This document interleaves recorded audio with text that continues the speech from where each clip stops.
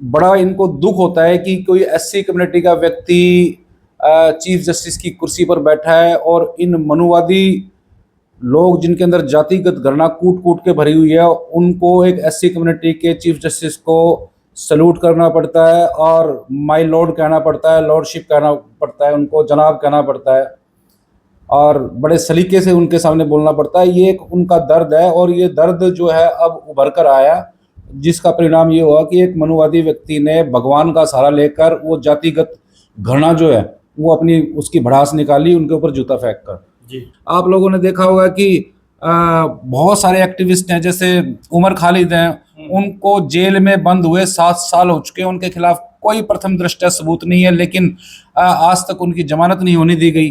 तो यही हाल वांगचुक के साथ करने वाला है। तो ये भी एक सोचने का विषय है, अगर कोई एससी कम्युनिटी का व्यक्ति, एसटी कम्युनिटी का व्यक्ति या फिर कोई अल्पसंख्यक समुदाय का व्यक्ति इस तरह की हरकत कर देता तो भारत सरकार उसको राष्ट्रीय सुरक्षा कानून में या यूएपीए में उसको अंदर कर देती और उसकी 5-6 साल तक जमानत में ही नहीं होती। लेकिन इस व्यक्ति को खुला छोड़ दिया गया और इस तरह के जो छोटे मोटे कुत्ते बिल्ली बकवासबाजी करते हैं बाबा साहब के बारे में, तो बड़ा हंसी आती है इस बारे में हमको कि और वो ऊपर से अपने आप को वकील कहते हैं, काला कोट पहनते हैं, न्याय के अपने आप को पहरेदार बोलते हैं। अरे आपका काम कोर्ट में जाके अपने क्लाइंट की पैरवी करना है, उनके आर्गूमेंट करना है, उनको न्याय दिलाना है।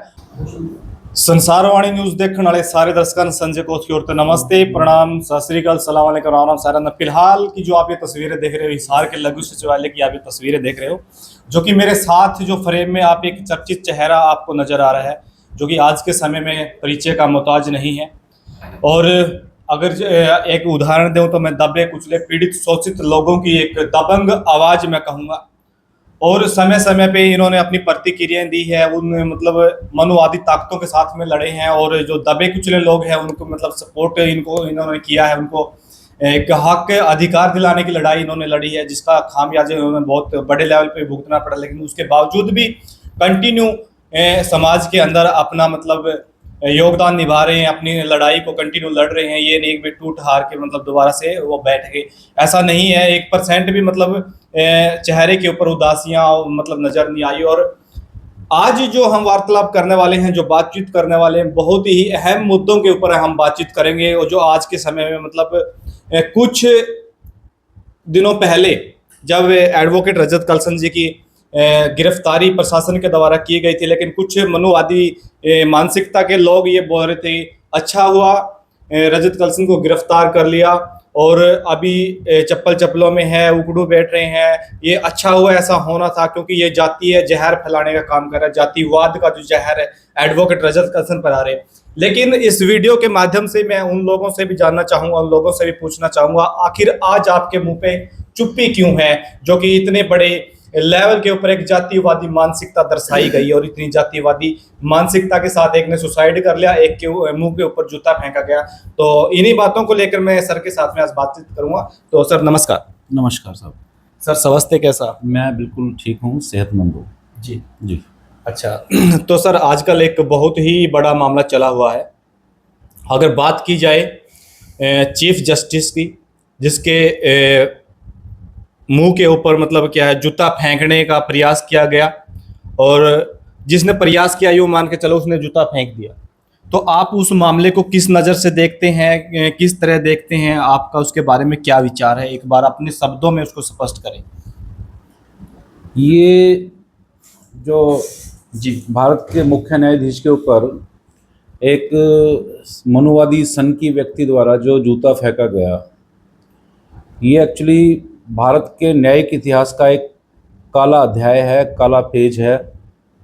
और हमेशा ये याद रखा जाएगा कि किस तरह से जातिवाद जो है और जातिवादी लोग जो हैं, हमारे एससी एसटी समुदाय के जो लोग उच्च पदों तक पहुंचते हैं, उनको किस तरह से बर्दाश्त नहीं कर पाते हैं।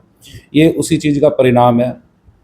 और इन लोगों के दिमाग में एक ही चीज़ ठूस ठूस के भरी हुई है कि मनुस्मृति पे ये लोग जो ब्राह्मण क्षत्रिय वैश्य शूद्र हम लोगों को चौथे दर्जे का नागरिक मानते हैं। एक्चुअली आज के समय में तो ये हमको चौथे दर्जे का नागरिक भी नहीं मानते। एससी कम्युनिटी के कोई मानवाधिकार नहीं है और ये हम लोगों को कीड़े मकोड़े मानकर चल रहे हैं।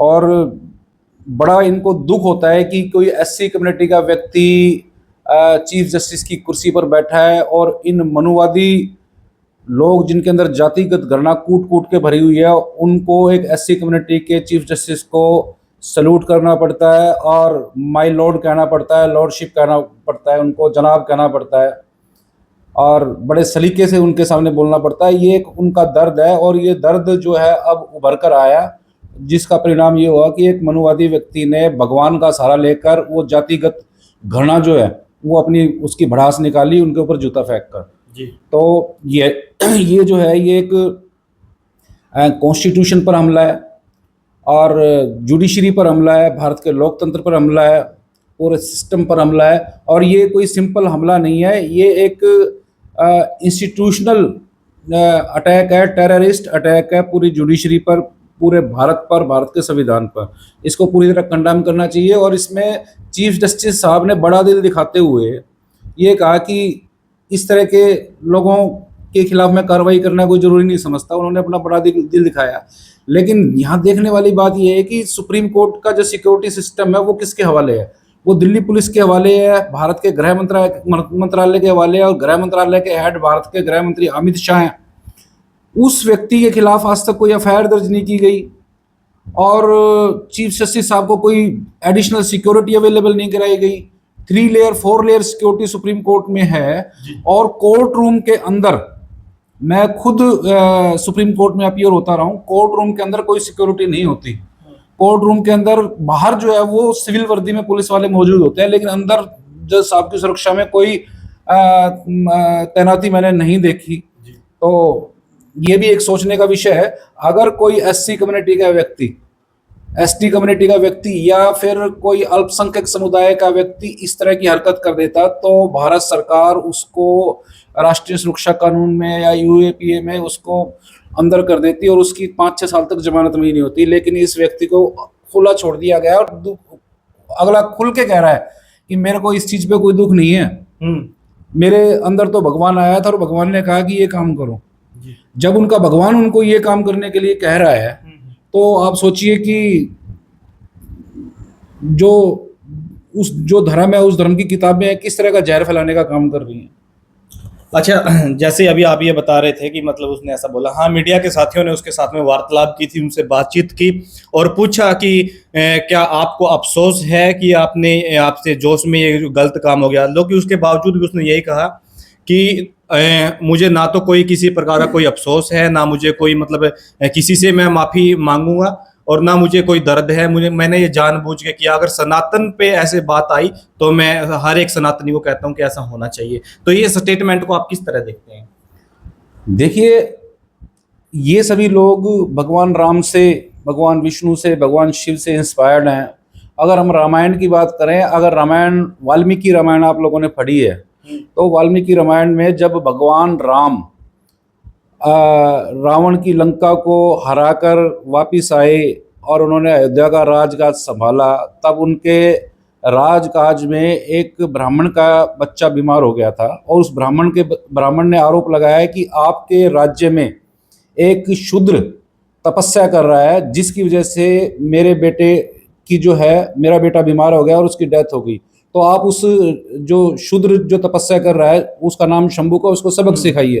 तो भगवान राम ने उसके कहने पर उस शंभु के पास गए और शंभु के पास जाकर उन्होंने शंभु को कहा कि तुम शूद्र होकर तपस्या क्यों कर रहे हो? उन्होंने कहा जी मैं तो महादेव का भगत हूँ और मैं उनकी तपस्या कर रहा हूँ जी। और भगवान राम ने कहा कि शूद्र होकर आपको तपस्या करने का अधिकार नहीं है और भगवान राम ने अपनी तलवार से उसका सिर उतार लिया। और जब ये काम किया तो आकाश में से सारे देवताओं ने भगवान राम के ऊपर फूलों की वर्षा शुरू कर दी कि आपने बहुत अच्छा काम किया। तो जब एक धार्मिक ग्रंथ रामायण इस तरह की घटनाओं को मतलब रिकमेंड कर रहा है तो सोचिए कि उससे प्रेरित होकर जो आज के समाज के लोग हैं वो तो इस तरह की हरकत करेंगे जी। अच्छा सर, एक और है, मतलब जो ग्वालियर के जो वकील साहब हैं, ग्वालियर हाई कोर्ट के जो वकील हैं, उनका कहना ये है, उनका मानना ये है कि भारतीय जो संविधान है वो विपिन राव ने लिखा है VN राव ने लिखा है। तो डॉक्टर अम्बेडकर तो इसके आसपास में भी नहीं है, और मैं डॉक्टर अम्बेडकर को इस लायक नहीं समझता कि मैं उसके ऊपर कुछ बोलूं। तो आप ऐसे व्यक्तियों के प्रति आप क्या कहना चाहते देखिए, उस व्यक्ति की कोई औकात नहीं है कि वो बाबा साहब के बारे में कुछ बोले। हैं? बाबा साहब उस समय की नहीं, आज के समय भी मैं मानता हूं कि आज के टाइम भी भारत में कोई ऐसा व्यक्ति मौजूद नहीं है जिसने बाबा साहब के लेवल की शिक्षा ली हो। जिस हिसाब से बाबा साहब के दिमाग की समझ थी, सोच थी, उस लेवल तक आज भी, चाहे आपके पास AI है, चाहे आपके पास गूगल है, उस लेवल की सोच आज भी भारत के किसी व्यक्ति के पास नहीं है। तो इस तरह के जो छोटे मोटे कुत्ते बिल्ली बकवासबाजी करते हैं बाबा साहब के बारे में, तो बड़ा हंसी आती है इस बारे में हमको कि और वो ऊपर से अपने आप को वकील कहते हैं, काला कोट पहनते हैं, न्याय के अपने आप को पहरेदार बोलते हैं। अरे आपका काम कोर्ट में जाके अपने क्लाइंट की पैरवी करना है, उनके आर्गूमेंट करना है, उनको न्याय दिलाना है, और यहाँ पे आप कॉन्स्टिट्यूशन को चैलेंज कर रहे हो, कॉन्स्टिट्यूशन लिखने वाले को चैलेंज कर रहे हो। सभी जानते हैं कि जो एक कॉन्स्टिट्यूशनल कमेटी थी जिसने संविधान की ड्राफ्टिंग कमेटी थी, बाबा साहब उसके चेयरमैन थे। बाबा साहब ने पूरे दुनिया के संविधानों को स्टडी करके जो सबसे अच्छे प्रोविजंस थे उनको मिला के भारत के संविधान का निर्माण किया, और बाकी सारे के सारे जो कमेटी के सदस्य थे वो एक नॉमिनल जो मेंबर्स होते हैं उस तरह के मेंबर्स थे। आप इस तरह के किसी नॉमिनल मेंबर को संविधान निर्माण का श्रेय, झूठा श्रेय देना चाहो तो आप देते रहो, इससे आपके मन की तसल्ली हो सकती है, लेकिन ये सारी दुनिया जानती है कि संविधान का निर्माण किसने किया है जी, और इस बात को आप नकार नहीं सकते जी। अच्छा वकील साहब, एक मेरा क्वेश्चन ये रहेगा आपसे। पिछले दिनों जैसे कि आपने खबर देखी भी होगी, सुनी भी है, मतलब सोनम वांगचुक को जो कि वहां से गिरफ्तार कर लिया, जो देश की आवाज बने हुए तो देश के हक के लिए वो आवाज उठा रहे थे, उनको गिरफ्तार कर लिया। और जो देश की मतलब सबसे ऊंचे न्यायालय की जो कुर्सी पे बैठा उनके ऊपर जूता फेंका गया, उसके बावजूद भी उनकी गिरफ्तारी नहीं। तो आप किस नजरिए से इन पूरे मामले को देखते हैं? देखिए, जब भी कोई एक्टिविस्ट देश हित की बात उठाता है, अपने क्षेत्र की बात उठाता है या अपने समाज की बात उठाता है, तो आमतौर पे हम जब सरकार के खिलाफ कोई प्रदर्शन करते हैं तो एक बात कहते हैं, जब जब सरकार डरती है पुलिस को आगे करती है। तो इस मामले में भी सरकार ने, भारत के गृह मंत्री ने अपनी पुलिस को आगे किया और वहाँ पर नाजायज़ तरीके से भीड़ पर लाठीचार्ज किया, फायरिंग की। फायरिंग करने के बाद जो एक्टिविस्ट थे वांगचुक, उनको इलीगल तरीके से अरेस्ट किया। वो पीसफुल तरीके से अपना प्रदर्शन कर रहे थे और लेह लद्दाख को पूर्ण राज्य की डिमांड कर रहे थे, जो एक लोकतांत्रिक मांग है, इसमें किसी तरह की बात नहीं है। और उनको अरेस्ट करके उनको रासुका उन पे लगाया गया, जोधपुर उनको जेल में भेज दिया गया। ठीक है, इसी तरह से आप लोगों ने देखा होगा कि बहुत सारे एक्टिविस्ट हैं, जैसे उमर खालिद हैं, उनको जेल में बंद हुए 7 साल हो चुके हैं, उनके खिलाफ कोई प्रथम दृष्टया सबूत नहीं है, लेकिन आज तक उनकी जमानत नहीं होने दी गई।